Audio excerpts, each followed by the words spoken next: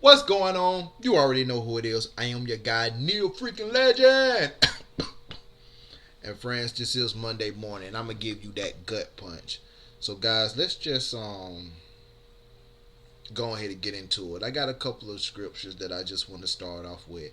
Um, I got these scriptures because, on one hand, people say that they are Christian. They believe in God, but yet and still we living in this world that everybody just do what they want to do, and you cannot live for God and live for the world too. But let me not say that. Let me just let the scripture speak for itself. So I want to go to this one first. In Revelation, this is Revelation 3 and 16. It says, "So then, because thou art lukewarm and neither cold nor hot, I will spew them out of my mouth." So basically, what this is saying, you're lukewarm, and God do not want us to be lukewarm Christians. He don't want us to be lukewarm. Lukewarm is the middle. Lukewarm is the middle of hot and cold. And he said, "I will spew them out of my mouth." See, I like this version, the King James version, because you have other versions. I think it's the ESV version. It says, "I'm about to spit you out of my mouth." Like, it may sound the same, but as to me, that's different. That's changing what the actual meaning and that boom gut punch that it give you. But I want y'all to understand, we have a lot of lukewarm Christians out here in the world today, and if you say you're a man or you're a woman of God, that means that you're taking up your cross and you walking for the Lord. You're not walking for yourself. You're not putting yourself first. You're really putting God first. But we have a lot of people out here today that it sounds good and cool to say that, I believe in a higher power. I believe in spiritual beings and stuff. See, all that stuff sound cool. All that stuff sound good now. It's the right thing to say right now, not knowing that one day that they're gonna have to die. Everybody have a death date, and then you're gonna wish that you really would have served God like the way that you wanted to. All this stuff, not the way that you should have. All this stuff on the earth right now doesn't matter, because you have to die and you got to get yourself together. So it says, "So then, because thou art lukewarm and neither cold or hot, I will spew them out of my house. I will spew them out of my mouth." See, God would rather for you to even be cold than be lukewarm. Oh, brother Dunlap, brother Legend, what cold mean? See, cold means that, let's just be honest. Cold, I ain't gonna say this is God meaning, because I don't want to put words in his mouth. But from my interpretation, cold can be atheist, farthest away from the Bible, and hot mean you on fire for the Lord, and you're in that middle. I guess the middle be agnostic. I don't know if the middle agnostic and whatnot, but it's like, yeah, I believe. I mean, perfect. Middle is the maybes and I don't know. It's just that, yeah, I believe. It's like you're playing the fence. You're really playing the fence so you won't be wrong, or you don't have to answer the question. And you playing that fence so if anybody call you out, you can say, "Well, I said I didn't know," and do all that. Like, there's no accountability in that middle part. And then there's really no learning and growth in that middle part. See, if you're cold, that means that you have at least thought about it to some degree and said, "This is what I believe. Now it's just time to teach you." And if you hot, you have made a decision to be a part of this thing 100%. You're not wavering. Man, I don't want to build my house on sand. I don't want to build my house on dirt. I want to build my house on concrete. And I just don't like to be around people that wavers their decision. That's all what that lukewarm is. You are a wavering person. You need to make a decision as a man, as a woman. You need to make a decision. Let's go to the second one. Second one is Exodus 34 and 14. It says, "For you shall worship not other gods, for the Lord, whose name is jealous, is a jealous God. This is y'all done heard everybody say, especially in the cliche way, God is a jealous God. God, you better not put no other God before God and stuff. And that's just saying that God don't want you to put nobody else before him. He don't want you to worship anything before him, or he don't want you to worship anything other than him. I'd rather say it that way. And you look in the world, we look at things that we can worship as far as like people, as far as other guys, but there's other things you can worship. You can yeah, you can worship money. You could put money before God. You could put cars before God. You could put all these suits and clothes and ties before God. You could put your kids. I know that's people and stuff, but you can put your kids before God. Like you can women. You can put your hair before God. Men, you can put your jewelry before God. And women, you like jewelry too. Let's just be real. But you can put things before God. And it says, you shall not worship no other God. For the Lord, whose name is jealous, is a jealous God. So I want you to understand that, guys. It doesn't necessarily has to be a person or another guy. It can actually be a thing. Do you remember when Moses went up to the mountains for 40 years and he came back? They had a golden calf. They have created a golden calf, and they was worshiping this golden idol.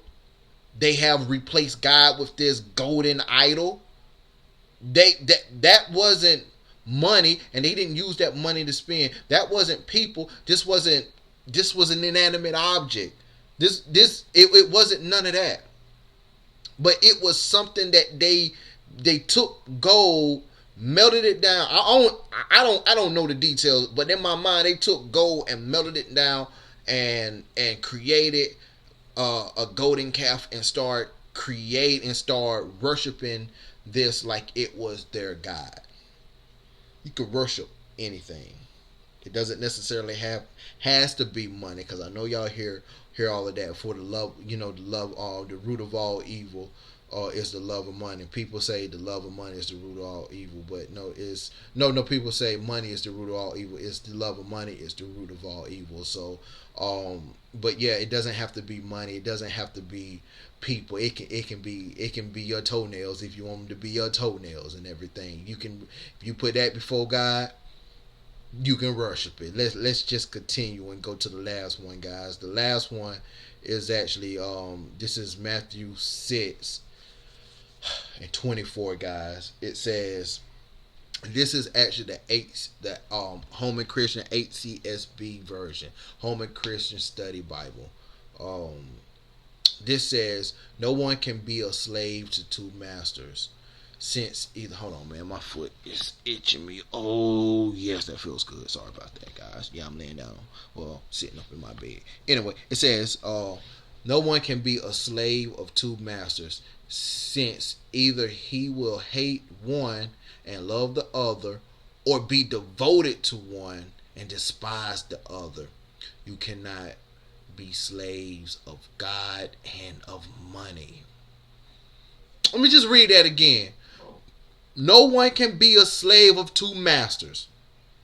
You cannot be a slave to God and then be a slave to money. You can't be a slave to God and be a slave to cars. You can't be a slave to God and then be a slave to your jewelry, to your clothes, to food. People is a slave to food. People cannot stop eating. They will put food. People don't even pray before they eat.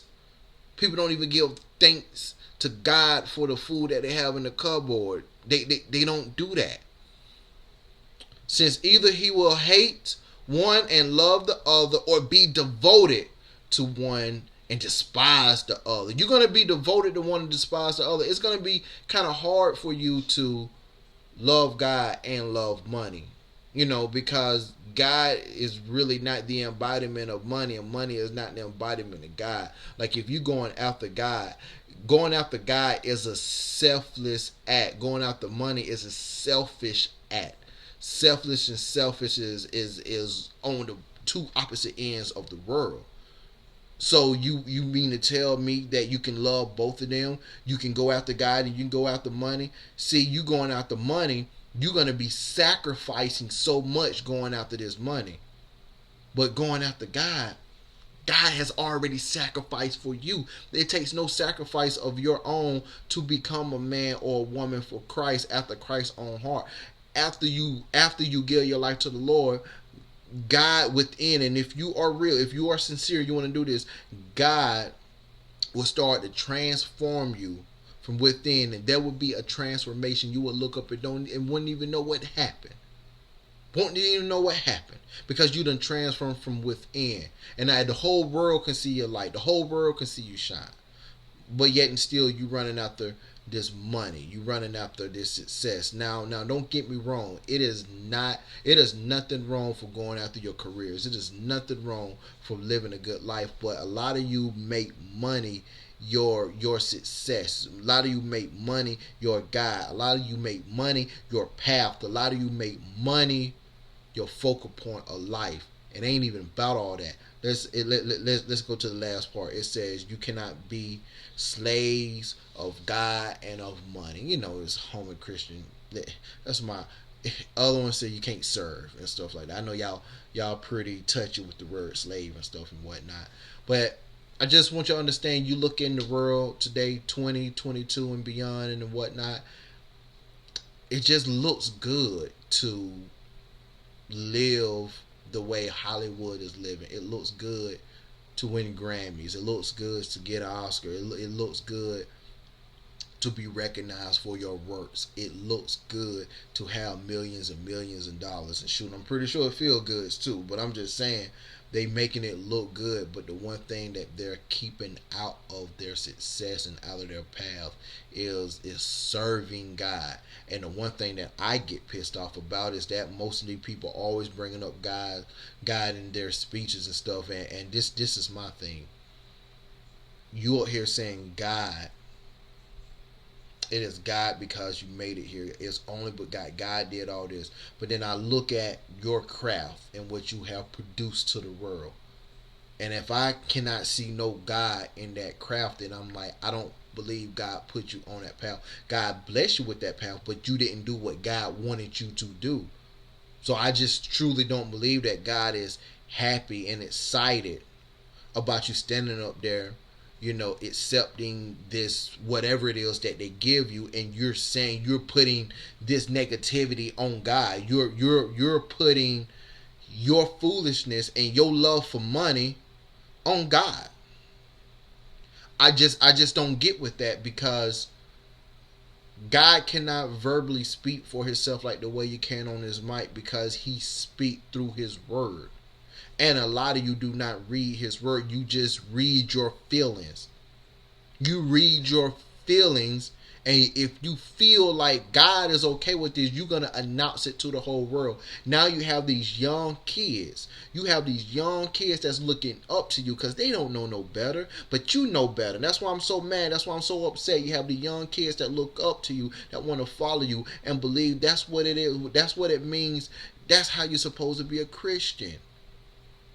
Come on, guys, we got to do better. We are supposed to be leading a generation of people and let them lead and lead the next generation. But we're doing a terrible job, guys. So I just want to leave it right there. Guys, if you really want to reach out to me a whole lot more, you already know what it is. Let the conversation begin at gmail.com. I am your boy Neil Legend, and my friends, have a great day.